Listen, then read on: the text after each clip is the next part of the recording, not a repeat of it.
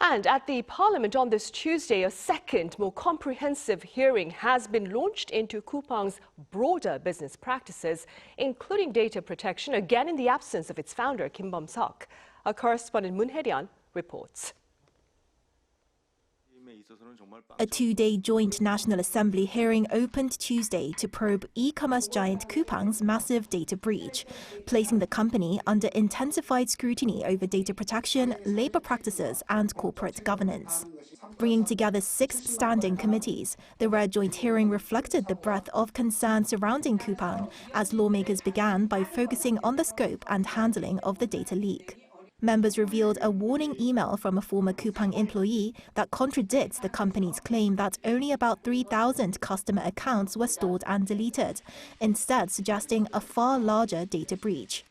Echoing lawmaker doubts over Coupang's internal investigation, Science Minister Bae Kyung-un said more than 33 million names and email addresses were leaked, citing findings by the Personal Information Protection Commission, police and a joint public-private probe. The hearing also saw sharp criticism over the absence of key executives, including Coupang founder and Chairman Kim Bom-suk, who once again declined to attend.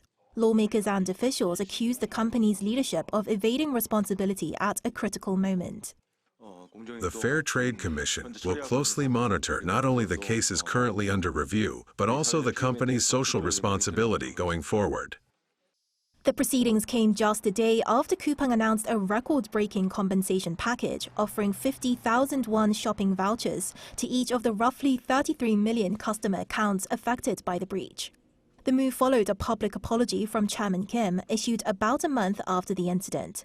But politicians dismissed the package as insufficient and self-serving, arguing that it does little to address the anxiety and risk faced by victims.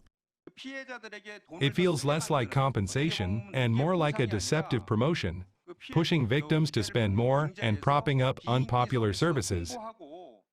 Coupang's interim CEO, Harold Rogers, defended the compensation plan, calling it unprecedented in scale and voluntary in nature, and denying that it violates U.S. class action laws.